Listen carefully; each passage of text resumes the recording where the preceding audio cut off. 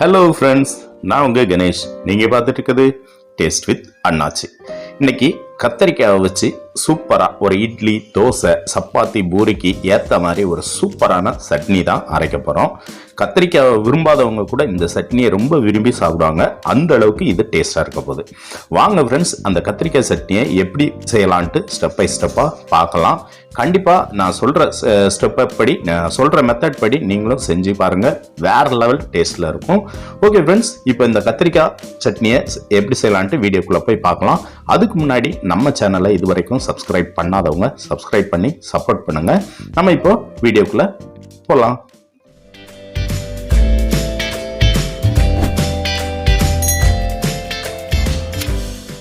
Okay friends, நான் இன்னைக்கு இதுக்கு ஒரு 4 கத்திரிக்காய் எடுத்திருக்கேன். இது இந்த சீடெல்லாம் அதிகமாக இல்லாத கத்திரிக்காய். இதோட வெயிட்னு பார்த்தீங்கன்னா ஒரு 250 கிராம், 1/4 கிலோ இருக்கும். அந்த மாதிரி நீங்களே எடுத்துக்கோங்க. இது ஒரு 7-8 பேருக்கு வரைக்கும் வரும் அளவுன்னு பார்த்தா. அப்புறம் 2 மீடியம் சைஸ் பல்லாரி வெங்காயம், அப்புறம் 2 மீடியம் சைஸ் தக்காளி, ஒரு 2 டேபிள் ஸ்பூன் அளவுக்கு கடலைப்பருப்பு, அதே மாதிரி 2 டேபிள் ஸ்பூன் அளவுக்கு உளுந்து பருப்பு, அப்புறம் காரத்துக்கு தகுந்த மாதிரி நான் ஒரு 7 மிளகாய் வச்சிருக்கேன். கூடயே ஒரு சின்ன துண்டு புளி வச்சிருக்கேன். இப்போ நம்ம கத்திரிக்காவை கொஞ்சமா குட்டி குட்டியா கட் பண்ணி அதை தண்ணியில போட்டு வச்சுக்குவோம். அதே மாதிரி பல்லாரிய நீள்வாக்கில் கட் பண்ணிக்கோங்க. தக்காளி பழத்தையும் நீள்வாக்கில் கட் பண்ணி எடுத்து வச்சுக்கலாம். இப்போ நம்ம ஒரு ஃப்ரை பேன்ல ஒரு 4-5 டேபிள் ஸ்பூன் அளவுக்கு, இல்லை ஒரு 30 ml வரைக்கும் நீங்க எண்ணெய் ஊற்றிக்கோங்க. எண்ணெய் கொஞ்சம் கூடுதலாக இருந்தால் தான் நல்லா இருக்கும். எண்ணெய் சூடானதும் நம்ம எடுத்து வச்ச அந்த கடலைப்பருப்பு, அப்புறம் உளுந்தம்பருப்பு, இதை போட்டு ஸ்லோ ஃப்ளேமில் வச்சுக்கோங்க. ரொம்ப லோ ஃப்ளேமில் வச்சுக்கோங்க. லைட்டாக ஒரு 30 செகண்ட் வதக்கினா போதும். ரொம்ப நேரம் வதக்காதீங்க, அப்புறம் கருத்துரும். அப்புறம் நான் அந்த எடுத்து வச்ச மிளகாய் வத்தலையும் சேர்த்துக்கிறேன். நீங்கள் காரத்துக்கு தகுந்த மாதிரி கூட குறைய நீங்கள் சேர்த்துக்கோங்க. ஆனால் இது கரெக்டான அளவாக இருக்கும். ரொம்ப காரமும் இருக்காது, காரம் இல்லாமல் இருக்காது. கூடவே நம்ம கட் பண்ணி வச்ச வெங்காயம், அது கூடவே நான் ஒரு 5-6 பல் பூண்டு தோலோடு சேர்த்துக்கிறேன். இந்த வெங்காயம் லைட்டாக வதங்கினா போதும், ரொம்ப நேரம் வதங்க வேண்டாம். ஏன்னா அடுத்து கத்திரிக்காய் வதங்கும் போது சேர்த்து அது நல்லா வெந்துக்கிறோம். இப்போ நம்ம கட் பண்ணி வச்ச கத்திரிக்காயும் இதை சேர்த்துட்டு ஒரு 2-3 நிமிஷம் அந்த எண்ணெயிலே நல்லா வதக்கி விடுங்க. நல்லா இந்த மாதிரி நல்லா ஒரு முறை பரட்டி விட்டுட்டு மீடியம் ஃப்ளேம் வச்சு ஒரு 2-3 நிமிஷத்துக்கு இதை வேக வச்சிடலாம். அப்போ தான் கத்திரிக்காய் நல்லா வெந்து வரும். நான் இப்போ ஒரு 3 நிமிஷமாக மூடி போட்டு வேக விட்டேன். இப்போ கத்திரிக்காய் நல்லா பதமாக வெந்து வந்திருக்கு. ஒரு 80% வரைக்கும் கத்திரிக்காய் வெந்து வந்துருச்சு. இந்த அளவுக்கு வந்ததுக்கப்புறம் நம்ம இதில் ஒரு 2 கொஞ்சம் சின்ன புளி எடுத்து வச்சுருந்தோம். அது கூடயே நம்ம 2 தக்காளி பழம் எடுத்து வச்சுருந்தோம்ல, அதையும் கட் பண்ணி இதோட சேர்த்துக்கிட்டு கொஞ்சமாக கருவேப்பிலை சேர்த்துக்கோங்க.